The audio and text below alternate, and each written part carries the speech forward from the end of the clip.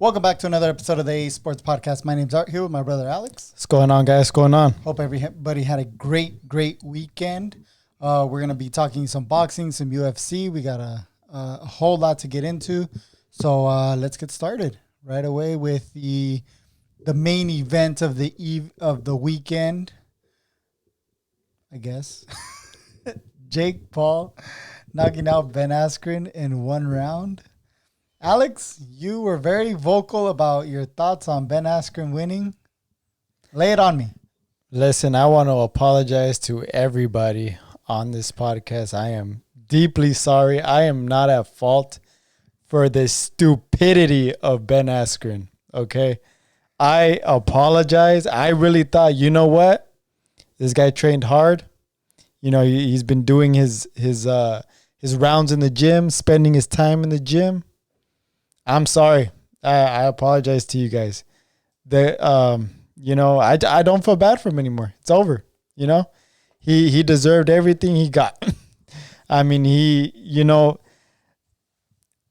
I'll be honest. I think that he left himself there to get hit. I don't know what he was thinking, but you know what? When the fight started, it seemed like he was aware of that overhand right, because if you look closely at the fight, there was a time where he was actually going after Jake Paul.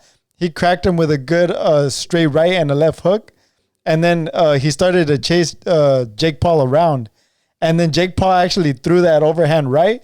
And Ben Askren ducked it or got out of the way of it. So I knew he was looking for that shot. Mm-hmm. I don't know if he got lazy or what. Once they reset and got in the middle of the ring, he just left his lead hand out there, and Jake Paul literally just did a stiff jab and just boom with the overhand right. I mean, I guess Ben Askren wanted to find out if he really had some power, and he found out the hard way. So, yeah, I mean, I'm sorry to the people. I'm sorry, man. I take full responsibility for this. I can't believe I picked Ben Askren to win. I am ashamed that I thought Ben Askren would win this fight. Ben Askren needs to get out of the fight game while he's still ahead. One thing I forgot to mention on the last podcast, on our preview podcast, was the fact that Ben Askren had already retired from MMA. That sounds good, actually. Cheers. Ben Askren losing, getting knocked out in one round. Ben Askren had already retired from MMA. Cheers. So with him retiring, these are Broken Skulls IPAs, best IPA in America. They're really good. So with Ben Askren retiring, it's hard to just shut off the switch, say you're retired, and then all of a sudden you get called out and try to turn the switch back on, you know? So especially when you get called out and you got 500,000 staring at you. 500,000. God knows what else they paid him to take a dive. Dude, that was not a dive. Well, he definitely took one, because he took a right hand to the temple, and he literally dove to the canvas. I don't know. He dropped like a sack of potatoes. He was hurt. It was really bad. It really. What do you think about the ref stoppage? Because I think that was a little bit of bullshit. Yeah, it was a bad stoppage, but I think they should have let that go. You know why? You know why they should have let this go? Because they had the guy in the pink trunks, the guy who fought in the pink trunks. I don't know what his name is, but he fought some guy that literally all he did was show up to the fight, literally like 3 weight classes lighter than the guy. And literally all he did was run around the ring with his hands up, literally threw not one punch. But yet you're going to let that go on, and you're not going to let this guy who just got up, go on. I thought it was a really bad stoppage, awful ref. Yeah, the refereeing was pretty bad across the board. Very bad. And we'll talk about that in our next fight. But real quick, what's next for Jake Paul? Who do you think he fights next? Listen, I give Jake Paul his due diligence, man. He knocked out Ben Askren. He did what he said he was going to do. He's been putting his time in the gym. Hopefully he gets paired up with somebody that can really test him, because at the end of the day, if he starts fighting these guys, I don't think they're a match right now. He called out Nate Diaz. I saw him in a tweet. He called out Nate Diaz, calling out Conor McGregor. He's calling out, I don't know who else he called out. I saw one more person. Fury, like Fury's little brother or something like that. He wants to fight him? Yeah, but he's like 3-0 or 4-0, something like that. That would be a good one. I wouldn't mind seeing that one. That's where I'm like, okay, if Jake Paul's gonna take this serious, he's 3-0.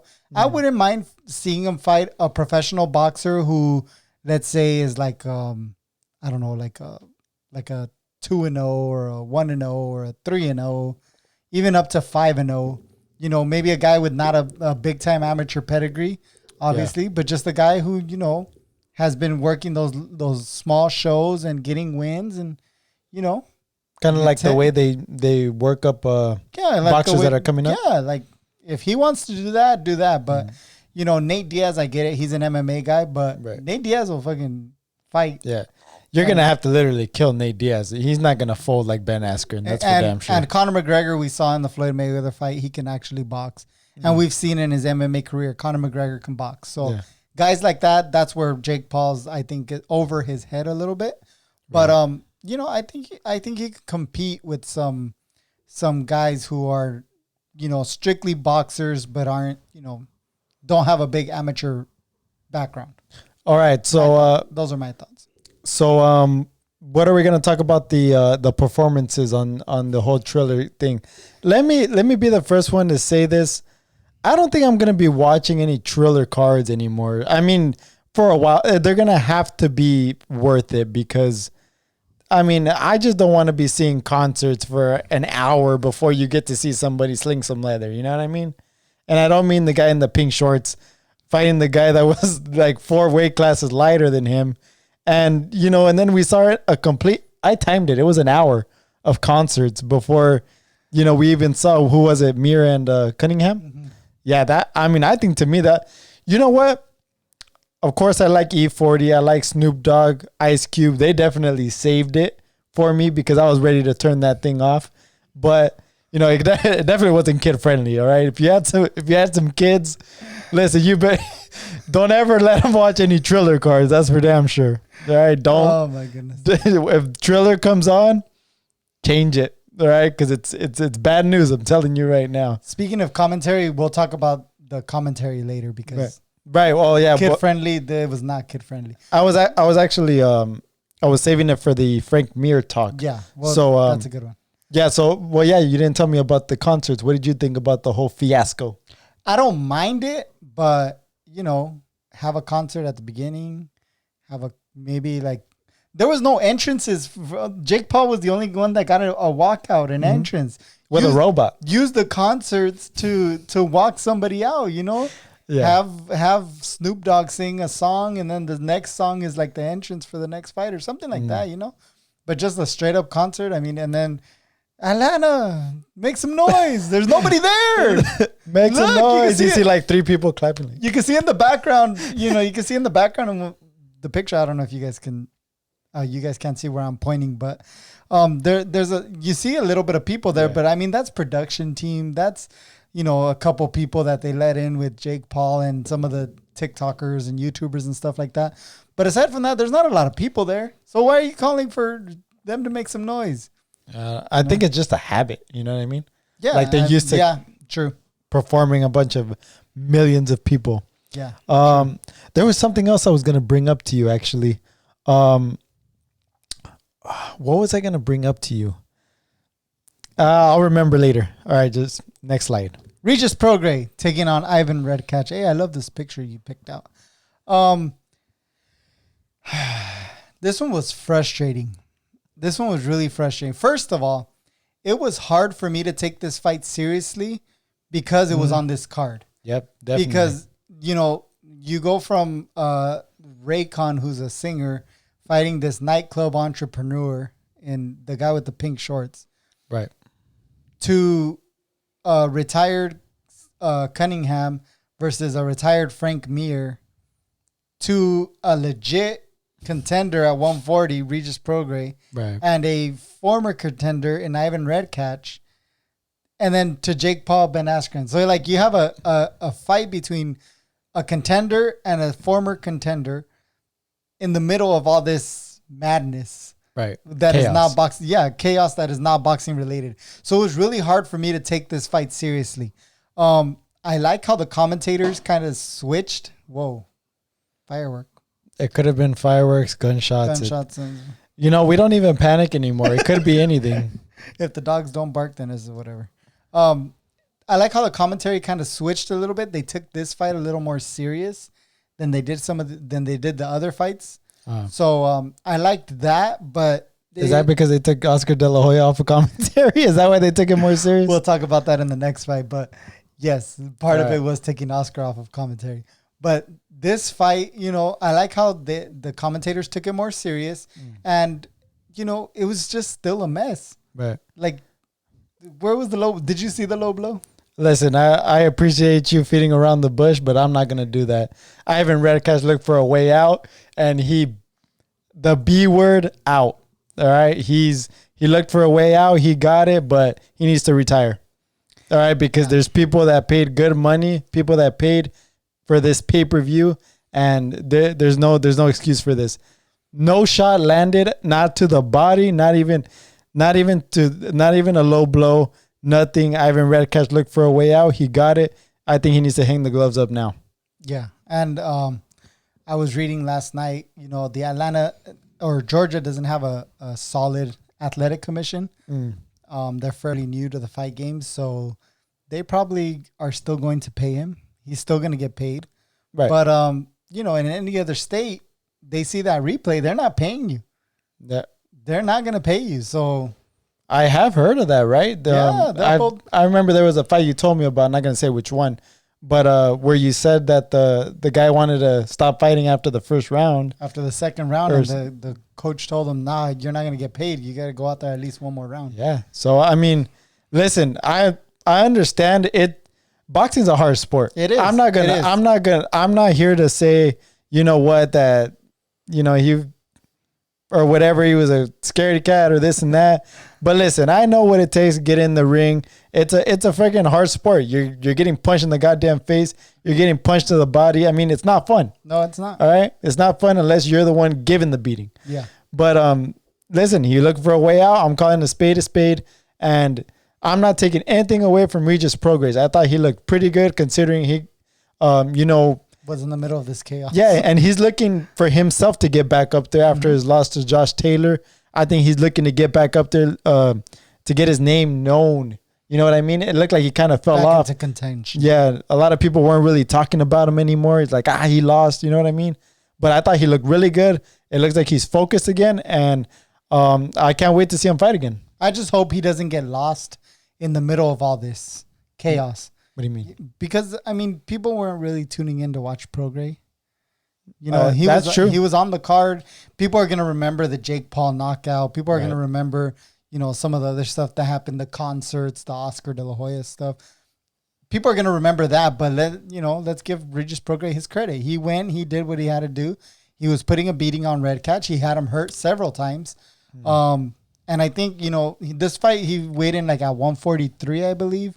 So it'll be interesting to see if he's moving up to 147 or if he's going to try to keep making 140. Now, did they have an agreement to this? What weight they were going to weigh in? I think it was a catch weight. Was it? Could you weigh in 144 or so? They probably had an agreement at 144. Okay. Because I think he weighed in 143 and a half or something like that. Right. Okay. Yeah, which is normal for a fight that's non-title and, in the middle of all this chaos. I thought he looked pretty good. Well, what'd you think about him? Dude, I thought Regis Prograis looked good. He had a Redcatch hurt. He was something Danny Garcia couldn't, he had him hurt more than Danny Garcia did. So, but who knows what type of Ivan Redcatch was really there. You know what I mean? Because he definitely looked for a way out and he got it. But hey, he got taken on a stretcher, dude. Come on. Hey, talk about going all the way with that one. Jesus, they took him out on a stretcher. God, Jesus.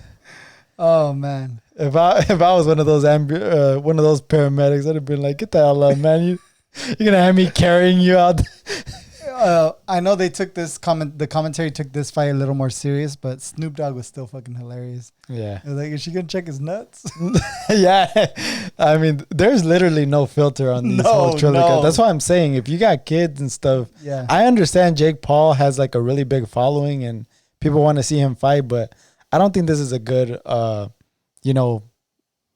show to be letting kids watch.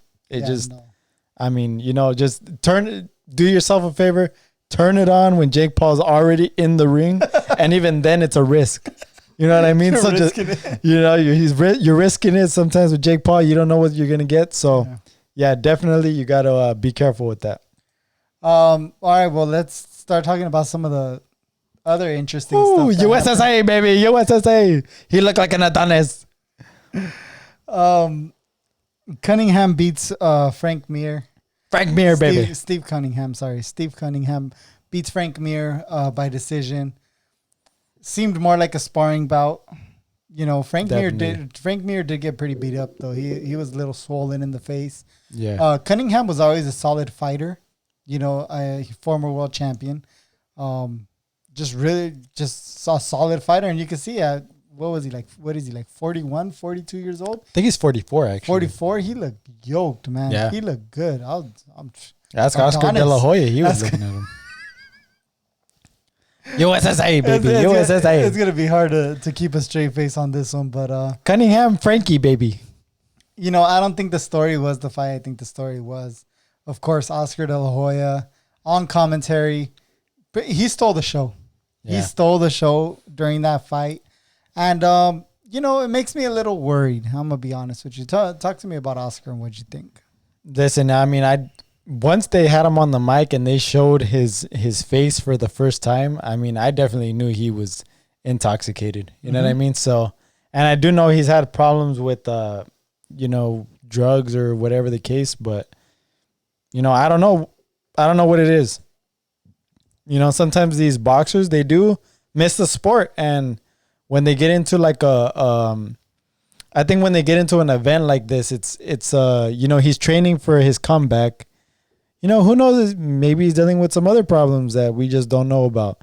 I mean, it was definitely a pretty crazy commentary that he had. I mean, there was a lot of remarks, a lot of comments. I'm pretty sure that's why they took him off commentary. Yeah, there was. Even though Triller has no filter as it is, I mean, I don't know how you're gonna take De La Hoya off of commentary. They had to try to save him before he said something really stupid. Yeah, I mean, I think they could have saved him, during the fight, but even before then. Come on, if you're the guy that's in charge of like, hey Oscar, you got to come do. Bro, you can't go do commentary like that. You can't tell. I would have been like, nah, you know what? Just stay back here. Have a good time. You can't tell the golden boy not to do commentary unless you're there. Unless you're there to fight him. Don't tell him to do it at all. Just be like, hey, bro, Snoop, keep him busy. Hey, guys, we gotta. But Snoop was on commentary. Plan B. Well, yeah, but Snoop can at least control his whatever he was doing. Oscar was not. He did not look good. And like I said, that does worry me a little bit. Like you said, had issues in the past. Hopefully hopefully you just had a good time and, that's it. But, it's still worrisome. And speaking of the commentary, dude, the commentary throughout the night was just really bad. It's definitely not professional. No, it's more like I think it's more like a comedian type thing, I mean, I don't mind it. But I'm definitely not going to be watching like Triller cards, even Teofimo Lopez and Cambosos. Well, I'm going to watch it, but I'm just not a fan of it. I don't think I can sit through concerts a concert for a whole hour. And then after every fight, there's a concert. And then before the main event, there's a concert. It's just, for me, I think it's just too many concerts. I want to see some people try to take each other's chins off. That's my opinion, but. What do you think about the whole Triller event? Just to wrap things up here. I don't think it was. I didn't like it. I mean, I watched it because of the fights and stuff, but I didn't like it. Took too long. The fights overall were pretty bad. Yeah, the fights were bad. They had to fill a lot of time with the concerts and stuff, but I mean, it's just the commentary is what really got me. Watching these fights and. The main play-by-play guy, Ray Flores, I think he's a really good. I think he's a good commentator. However, on this Triller card, he let loose and very, F-bombs here, F-bombs there. This guy's getting F'd up and this and that. Bull crap here, F this and all this stuff. Just a little too much for me, he's kicking his ass and this and that. Yeah, you kind of lose a little credibility because, the boxing's a serious sport. Guys get hurt. Guys get, oh man, knocked out. We forgot to mention the last match, the slap contest. What'd you think about the slap contest? Can you believe Ric Flair was there? I mean, dude, Jesus. The limousine riding. Pete Davidson. Jet flying. Pete Davidson did not want to be there, but... Kid stealing. Willing dealing. Son of a gun. That could kiss any woman and make her cry. But anyway, I mean, he was, let me tell you, the guy that won that slap. Listen, that guy's a scary guy. Listen, I've watched the guy that got knocked out from the slap. Listen, this guy takes, slaps from other people. He was scared because he was like, oh. Yeah, he was definitely scared because this other guy didn't budge at all. Every time he got slapped, I mean, this dude took it flush, no budge at all. Like, it didn't even phase the guy. That's what was pretty scary. I don't mind. Okay, you asked me what I thought about it. I don't mind the slap contest. I'd rather see that than a concert. Yeah, I didn't mind the slap contest at all. That was pretty, it was interesting. Putazos. Right? It's, what are putazos actually? They're chingazos. Chingazos. Mario Lopez brought out the chingazos. And it's a really hard punch. That's a really hard punch. Yeah, the commentary just didn't do it for me. I could deal with the slap contest in between fights better than the concerts. Right. But yeah, overall, I thought it was a failure. I'm going to watch Teofimo Lopez against Kambosos. And then Evander Holyfield's going to be on that card against McBride. I don't know if I can do it. Honestly, it's going to be hard to watch. It really reminded the reason I was so into this card was because obviously Jake Paul and Askren, right? But it really made me forget, like, the whole time. Remember when Mike Tyson and Roy Jones fought? It was like, we were waiting for Jake Paul versus Nate Robinson, but there was a lot of concerts even then. Yeah. You know what I mean? But we just totally forgot about that whole thing because it was like the first event. Now we know what to expect. And I don't know if I want to sit through that. You know what I mean? I want to see people sling some leather. I don't want to see this crap. Definitely I love to watch E40, Snoop Dogg, Ice Cube, but listen, man, these concerts, I don't know. When I want to watch some boxing, I want to see some leathers being flung.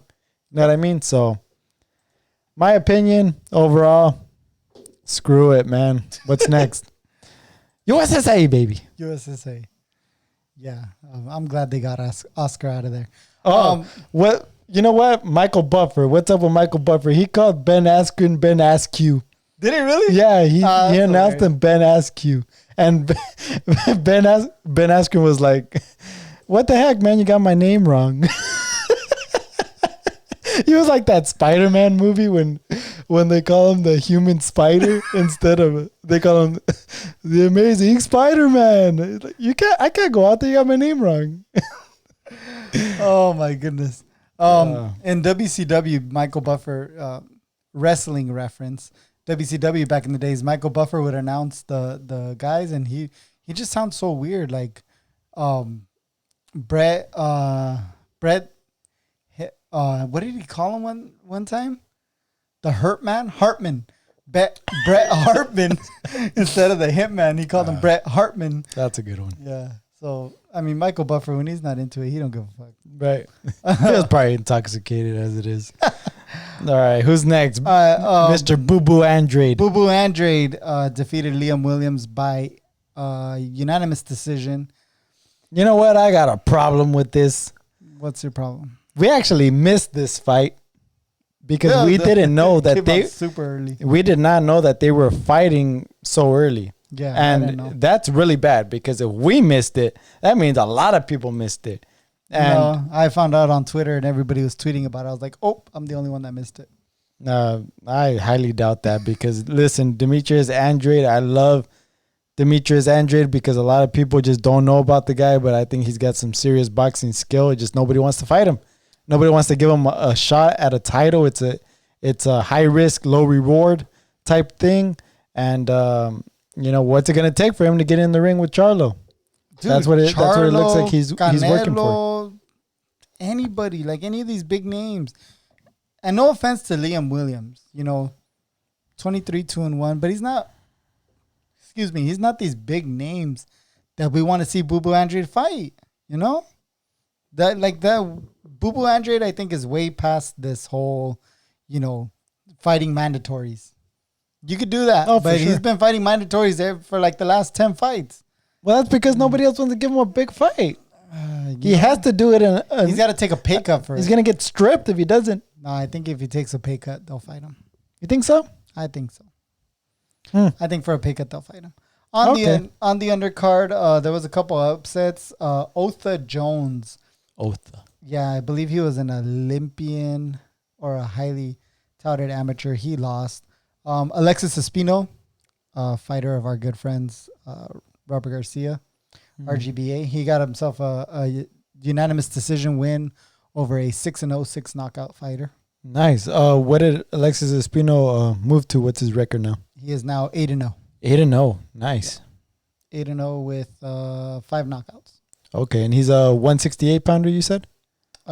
This fight was at, I believe this fight was at 168. Okay. Yeah. Awesome. He's a good kid, dude. I saw him in the gym. Went to visit, and he's a solid kid. 6-0, 6 knockouts was his opponent's record.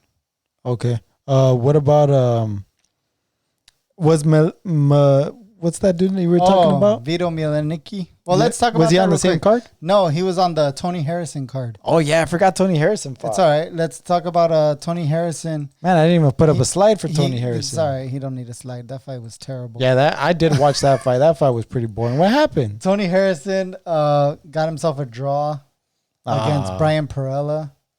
A draw. Let me look it up real quick. But, yeah, he got a draw. It didn't look like a draw to me. I thought Perella had pulled it out. But, You think he lost, Tony Harrison? Yeah, I thought he lost.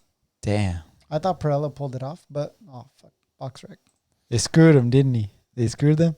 Oh, Perella? Yeah, definitely. Oh. Definitely. But on the undercard. Corruption in boxing. On the undercard, what's his name? Omar Juarez?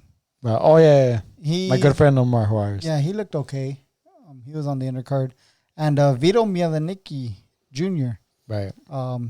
I believe he was 7-0, 6-0, something like that. He took on James Martin, and James Martin beat him. He beat him up pretty bad. The cards were actually fairly accurate. Martin definitely beat him. That PBC, I think they rushed Mielnicki. I don't know if they didn't know what to do with him, or they thought he had this, this path to superstardom, rocket ship behind him, but didn't work, man. So I'd like to see him get back in there and get back on the horse, but they can't rush these guys, man. Some of these guys are not ready sometimes. And I understand these promoters want to make their money, but got to play it smart sometimes. That's why Top Rank's the best. In the UFC, that was it for boxing this weekend. In the UFC, we had Robert Whittaker take on Kelvin Gastelum, number 1 versus number 8, and we saw Whittaker put on what I thought was one of his most dominant performances of his career against Gastelum. What'd you think of Whittaker's performance? Yeah, Robert Whittaker definitely looked good. I definitely did not see him for the first 2 rounds. He took down Kelvin Gastelum. I didn't see that at all coming from Robert Whittaker. He took him down those first 2 rounds. Seemed like he kind of tired him out, and then he.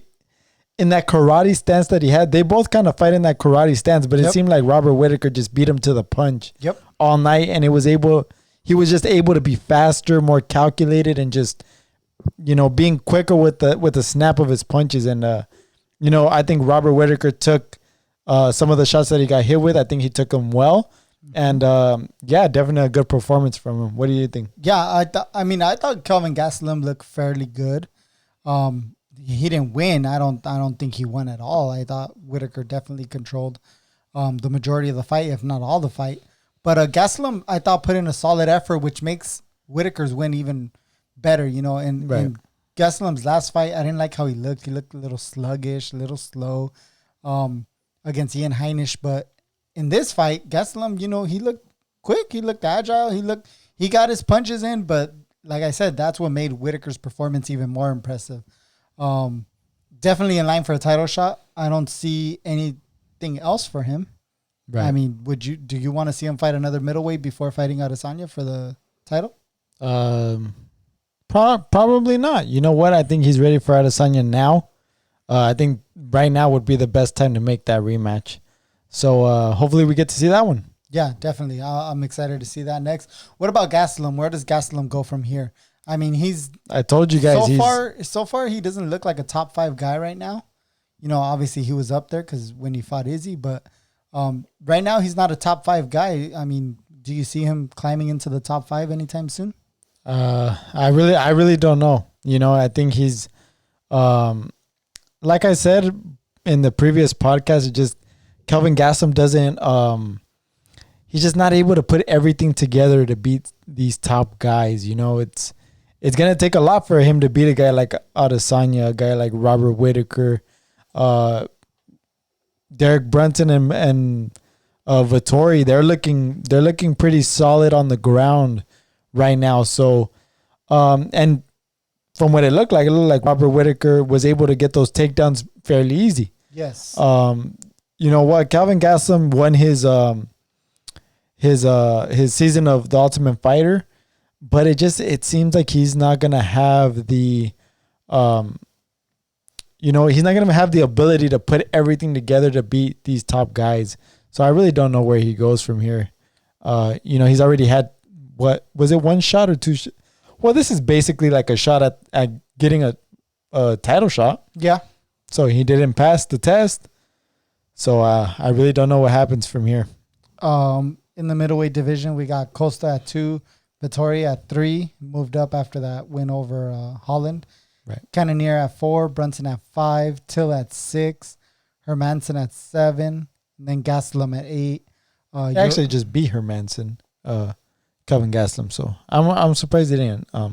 Didn't he beat Hermanson? No, he beat Heinisch, Ian Heinisch. Oh, yeah. I thought he. Uriah Hall is fighting on the undercard of Usman Masvidal. I forgot who he's fighting though. Right. Is he fighting Weidman? I think he's fighting Weidman. I don't remember. But it's we'll definitely be talking about that next week. I mean, let's talk about a little bit more on that card. The co-main event was Andrei Arlovski, pulled off a win. I believe it was on short notice against Sherman. Arlovski's still fighting at, what is he, 41 years old? Yeah. What are your thoughts on Andrei Arlovski? I mean, you know what? He had a good win, and I don't think he should be fighting anymore, but he just, he got a good win. I mean, what can you really do? If he wants to keep fighting, screw it. I mean, have him just get in there, but it just, I don't know. Once he starts to get up there in the rankings, that's when it's going to be a little scary. So, I mean, overall, I'm not mad at it. You know what? Good job, Andrei Arlovski. Jacob Malkoun pulled an upset over Abdul Razak Al Hassan. He pretty much dominated him over 3 rounds. Definitely. He was able to kind of just control him on the ground. He was able to tire him out. And Al Hassan's a guy that has knockout power. So, at any moment, this guy can end the fight. So, good job to, what's his name? Jacob Malkoun. Yeah, so good job to him. I believe he's a teammate of Robert Whitaker because Whitaker was watching his fight in the back. Oh, nice. Yeah. Tracy Cortez fought Justin Kish and beat her by split decision. That was actually a close fight. Very close fight. One of the judges had it 30-27 for Tracy Cortez. I have to disagree with that one. Little long shot, yeah. Yeah, Tracy Cortez definitely had a tough night at the office. It could have gone either way, honestly. It just seems like Tracy Cortez definitely needs to sharpen up her stand-up game because it looked like she was getting beat to the punch. Yes. That 3rd round was very close. So I believe she had a takedown in that 3rd round. I'll be honest, man. I thought I saw Justine Kish win. Was it round 2? But I think they gave it to Tracy Cortez. But I think I saw Justine Kish kind of like. just able to beat her to the punch. That's why I think Tracy Cortez really needs to work on her stand-up game. Just seemed like she wasn't fast enough to keep up with Justin Kish on the feet. So and Kish seemed very long. She Yeah. seemed lengthy, and that'll really throw you off. so Especially if your stand-up game's not there. yeah, so hopefully she's able to kind of just figure out her stand-up game. Opening the main card was Luis Pena getting a split decision over Alexander Munoz. Another close fight because I thought Pena got hurt a couple times. Munoz had his moments. Any thoughts on Pena? Yeah, I mean, he definitely had a rough fight. Alexander Munoz came to fight. That's for damn sure. You could have easily given it 2 rounds to 1 for Alexander Pena. I thought he won those first 2 rounds. Alexander Munoz. Yeah, I thought he won those first 2 rounds. Luis Pena did come back at the end of that second round. Third round, it looked like Alexander Munoz gassed out. So it definitely left the door open for Luis Pena to make a statement. But yeah, it was definitely a close fight. Some of the prelims I want to talk to you about real quick. If I could get them to pop up. Here we go. Alexander Romanov fought Juan Espino. And Espino, I believe, landed a low blow. Right. That was apparently really, really bad because Romanov was not able to continue. Yeah. There was a language barrier between the referee, the doctor, and Romanov because Romanov does not speak English. So he was having his coach translate, and it sounded like Romanov was trying to figure out, hey, what happens if I can't continue? Does it go to the scorecards? Does he win? Do I win? Like, what's going to happen? And I didn't like that because, you kind of give the fighter an opportunity to bust the red catch and, Right. find a way out. The low blow was bad, but I think if they were to tell Romanov, hey, you're going to lose, he would have got up and continued, But, hey, it is what it is. He didn't look that good, though. Yeah. The hype was around him, but he didn't look good. Juan Espino definitely came to fight. I guess the problem with Alexander Romanov was that he couldn't stretch his leg or he couldn't straighten his leg out after the low blow. I don't know, what it is, but he definitely had a tough night at the office. I wouldn't be surprised if he was looking for a way out as well. Yeah, because that fight was close, and he ended up winning the decision, which leads me to another thing. Round 3 was scored. Yeah. There was 1 minute in round 3 that was fought and scored, and Espino had a takedown. It looked like Espino won that round. Yeah, so I don't know how they gave it to Romanov. I think he was 30-27 on 2 cards or something like that. Oh no, it was a split decision. Yeah, I don't know. It was a little fishy there. Any of the prelims you want to talk about? Not really. I mean, I think that's about it. You told me Gerald Mearshart had a nice guillotine. Oh yeah, he had a pretty good guillotine win. I was surprised with that one. I mean, he even locked the guy's legs up and everything. I mean, there's no way for what's his name, Fabinski, to get out. Yeah, no. And they talked about in the intro before the fight how he was a submission master. Right. Anything else you want to bring up about the fights over the weekend? Overall, I mean, full slate of fights, but it was a little underwhelming. Yeah, I mean, I definitely can't wait for George Masvidal and Kamaru Usman. That card's gonna be definitely a great card. We also got Rose Namajunas taking on Weili Zhang. And then Valentina Shevchenko. Right, and Jessica Andrade. So that's gonna definitely be a great card. I can't wait. Nate Diaz, right? Nate Diaz, and is that on the same card? No, that's on a different card. Who's the main event to that one? I can't remember off the top of my head, but that's not. I might be thinking about the wrong card right now. No, you had the 3 title fights, right? Yeah. Well, who's the main event to Nate Diaz and Leon Edwards? I believe it's Oliveira Chandler. Oh yeah, that's the one I was talking about. Okay. Yeah, no, but right. Usman versus Masvidal. Has a pretty heavy card lined up. All right. Let me see if I can pull it up real quick so we can just mention it briefly. We'll be having our preview podcast later this week, probably Thursday or Friday. It'll be up.